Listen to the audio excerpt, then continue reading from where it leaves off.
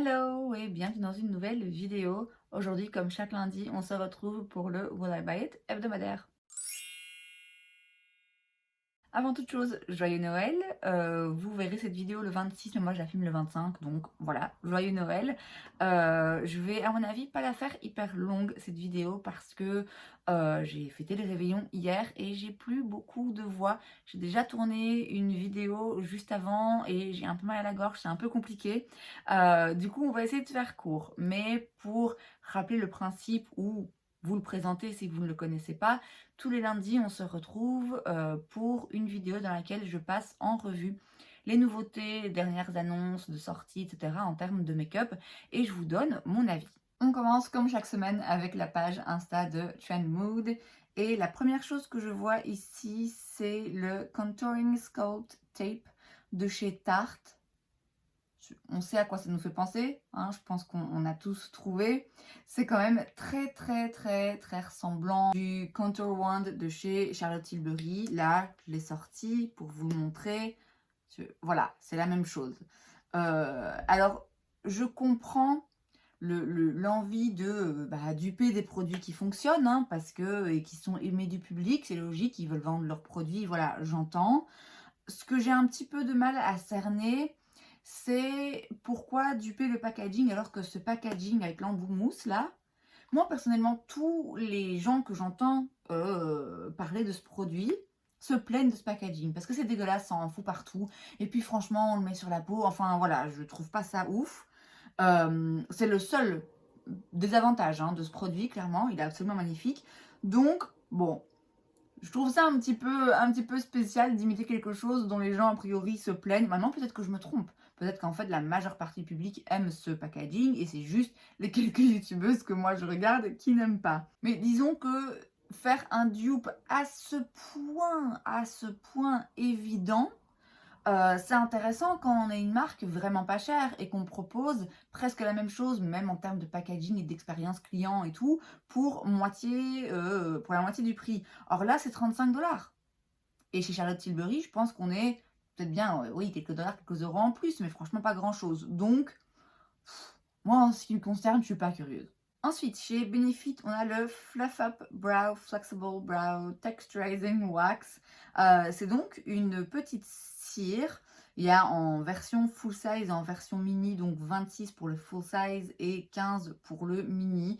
Donc ça, c'est quand même vachement pratique quand ils font ça chez Benefit parce que ça vous permet de tester un produit sans engager trop de vos finances, vous voyez. Alors oui, vous avez moins de quantité, hein, clairement, ça va pas vous tenir 6 mois, mais si vous avez juste envie de tester, vous n'êtes pas sûr que c'est un produit qui va vous convenir, vous n'êtes pas obligé de dépenser directement 30 balles, quoi.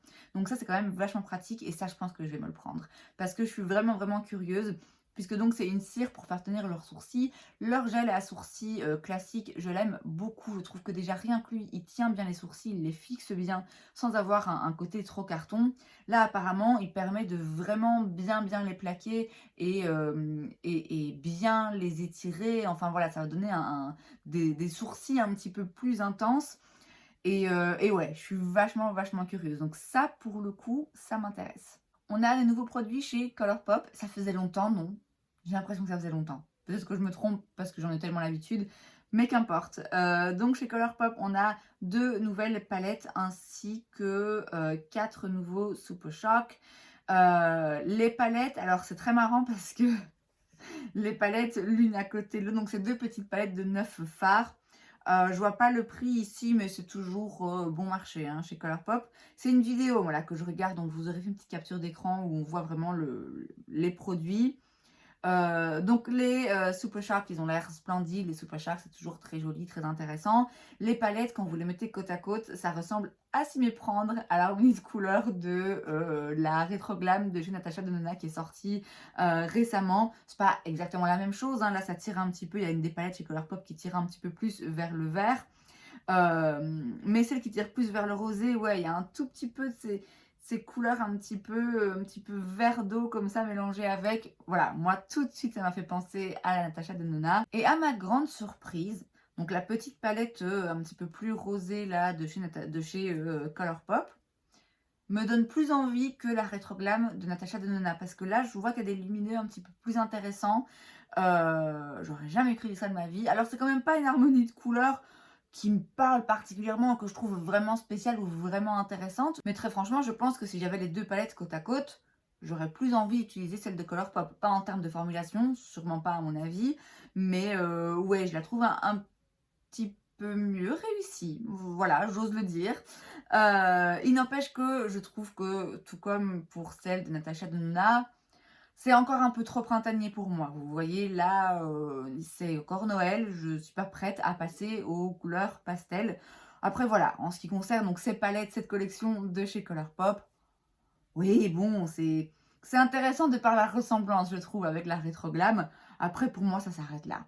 On continue dans le printemps puisque on a un nouveau case, donc un contenant, si vous voulez, de rouge à lèvres chez Guerlain en édition limitée pour le printemps. Je pense que la couleur existe déjà. Ils font souvent ça, en fait, leur case comme ça. Ils en ont plusieurs. Vous choisissez votre rouge à lèvres et puis vous choisissez le tube en fait dans lequel le rouge à lèvres va se trouver, le packaging extérieur. Ils ont des très très jolies options, c'est toujours très beau, très luxe, très quali et tout. Après, je vous avoue que moi, personnellement, j'y prête moins d'attention et moins d'importance, mais je sais que ça parle à une certaine clientèle et je peux comprendre pourquoi. Et donc là, c'est une version en édition limitée pour ce printemps. Donc je vous l'ai dit, pour moi, on est encore un petit peu trop tôt pour penser au printemps et de toute façon, c'est pas le genre de produit que j'achète. On a ensuite plusieurs sorties dans le skincare, ils sont regroupés sur un même post. Chez Ulla Henriksen, on a la Doutopia 5% AHA Firming Night Cream pour 60 $. C'est donc une crème de nuit raffermissante avec des AHA. Ensuite, chez Elf, on a le Sun Touchable Wow Glow SPF 30. C'est donc un SPF mais avec une légère teinte et avec un glow qui me fait énormément penser jusque dans le packaging au...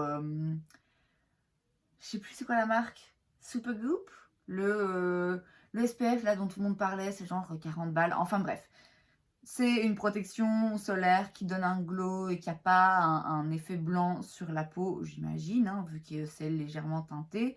Et ensuite, chez Glow Recipe, on a le Avocado Ceramide Moisture Barrier Cleanser pour 28 $. Donc oui, j'avais pas précisé, mais le SPF chez Elf, c'est 14 $. Donc c'est évidemment beaucoup moins cher puisque c'est Elf. Donc le Glow Recipe, là, c'est donc un nettoyant à l'avocat. Il n'y a rien là qui m'intéresse particulièrement. À la limite, Ulla Henriksen, ça me parle un petit peu plus parce qu'ils ont quand même quelques produits soins que j'ai utilisés et que j'ai bien aimés. Et bon, une crème raffermissante de nuit. J'ai 35 ans, je suis pas contre. Mais bon, je vais pas courir l'acheter là maintenant tout de suite, quoi. Il y a un nouveau shampoing chez Olaplex, c'est le numéro 4D Clean Volume Detox Dry Shampoo. C'est donc un shampoing sec. Ça, à mon avis, ça va plaire. Ça va plaire à beaucoup de personnes parce que Olaplex, ils sont très très bien réputés pour leurs produits cheveux. Je n'en ai pas, j'en ai jamais testé. Je suis curieuse, hein, mais bon, c'est vrai que c'est pas donné. Donc, je me retiens un peu. Et là, ils sortent un shampoing sec. C'est quand même un produit dont beaucoup de personnes se servent régulièrement parce que c'est pratique. Moi, j'avoue que je ne m'en sors pas très souvent, mais ça m'arrive quand même. Et j'imagine que ça va m'arriver de plus en plus parce que clairement, quand on n'a pas le temps de laver ses cheveux, avoir un petit coup de main là qui cache un petit peu les brillances, ça sert quand même. Après, moi j'utilise les shampoings secs de chez Baptiste parce qu'en plus ils en ont qui sont un petit peu bruns et du coup on voit pas, ça laisse pas des traces blanches, de la poudre blanche dans les cheveux. Et en plus ils sont bon marché, ici c'est 30 $. Bon, voilà, même si je suis curieuse, 30 $ pour un shampoing sec, moi je trouve ça quand même un petit peu cher. NYX sort un nouveau produit. Est-ce qu'ils en ont pas déjà sorti quelques-uns la semaine passée? Là, de nouveau, il y en a plusieurs. On a tout d'abord le Fat Oil Lip Drip.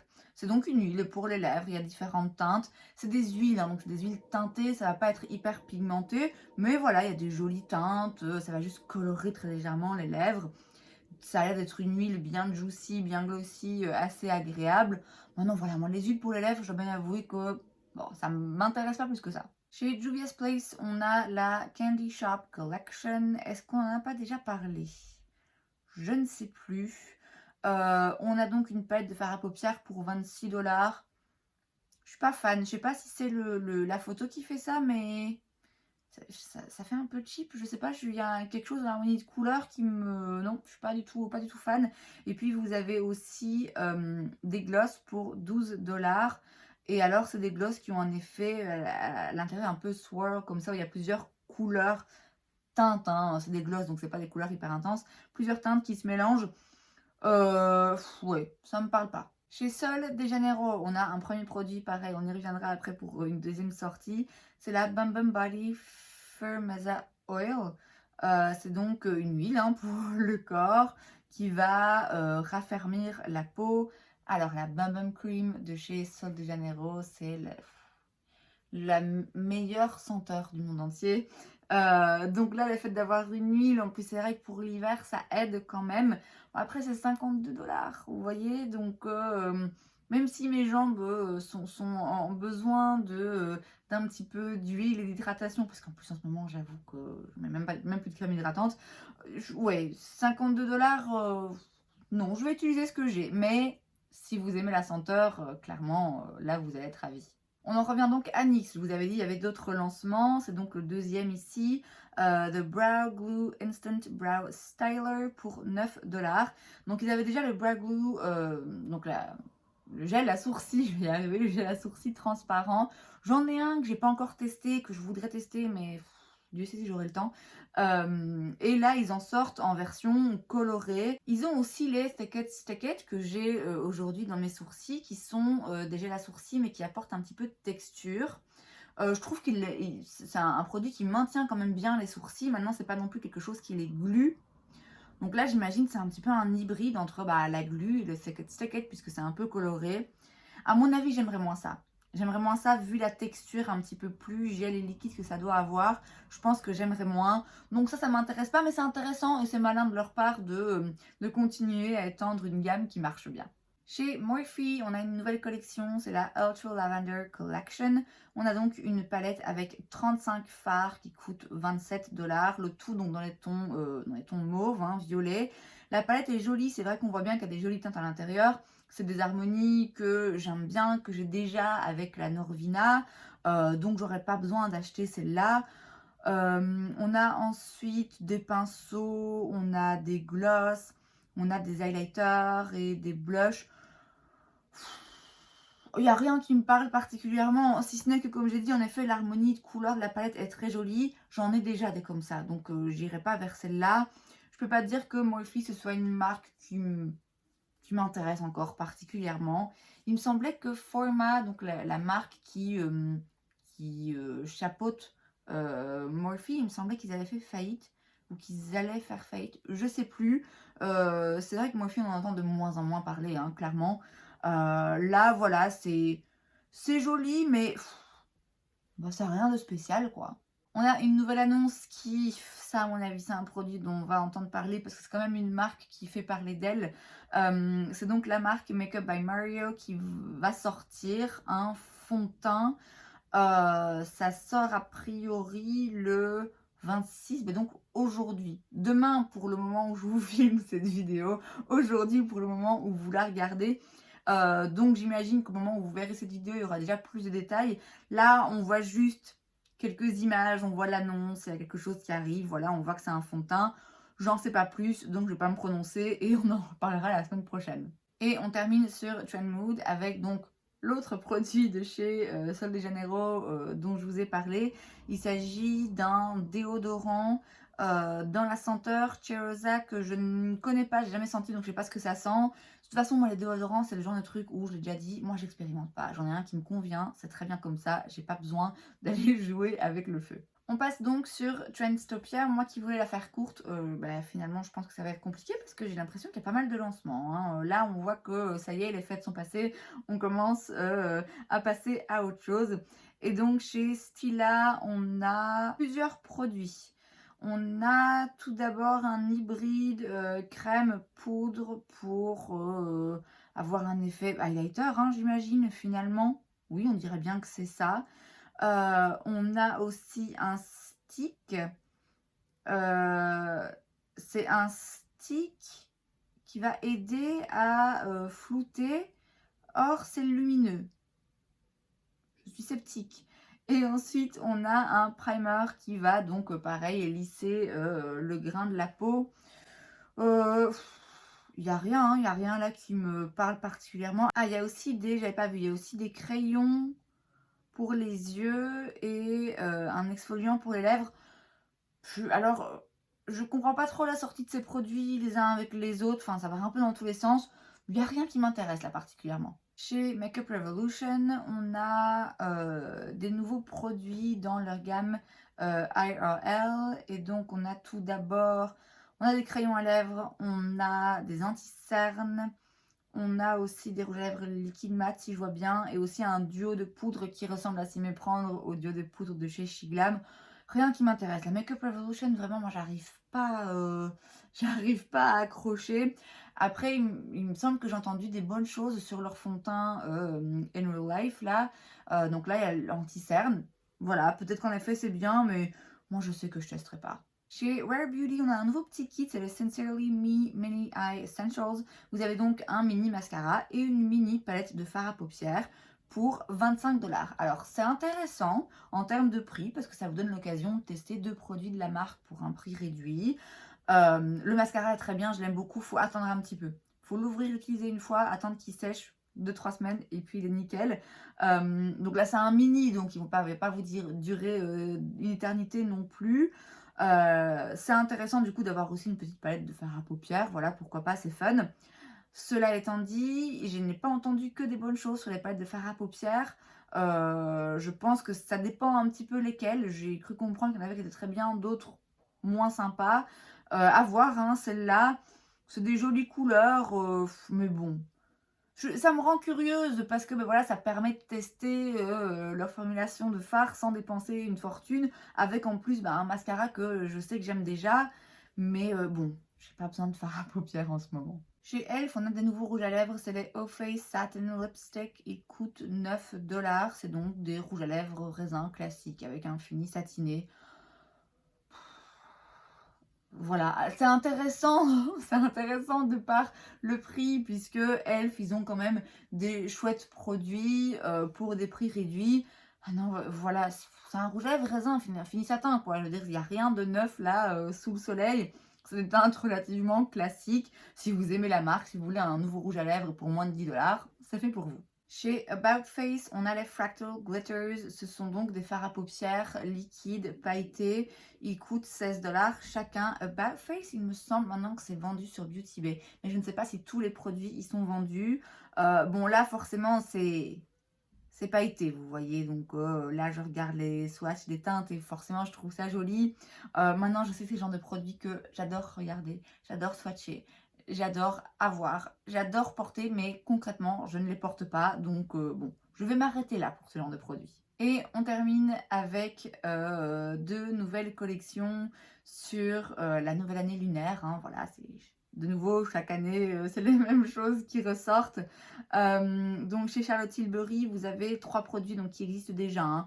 Le spray, la Magic Cream et la poudre matifiante. Et là, simplement, ces produits ressortent avec un packaging en édition limitée sur un, voilà, un thème, soit joli, mais bon, voilà. J'ai déjà 2 de ces produits, je les adore, hein, mais j'ai pas besoin de les acheter en version avec un packaging édition limitée. Et vous avez une nouvelle teinte de rouge à lèvres qui a l'air très jolie, c'est un rouge un petit peu rouille comme ça, voilà, ok. Et ensuite, on a donc chez MAC une collection où de nouveau hein, des produits, je pense, préexistants, mais simplement sous un packaging différent. Et également des nouveaux produits. Il y a une petite palette là. Il n'y a rien dans l'une collection qui m'intéresse particulièrement. Mais voilà, si vous aimez les packagings un petit peu différents et rouges, pour le coup, bah, je crois que ça va vous plaire. Et c'est donc tout pour cette vidéo, j'espère que ça vous a plu. Si c'est le cas, n'hésitez pas à laisser un like. Vous pouvez aussi vous abonner à ma chaîne parce que c'est gratuit, donc pourquoi pas. Et moi, je vous vois la prochaine fois. Bye!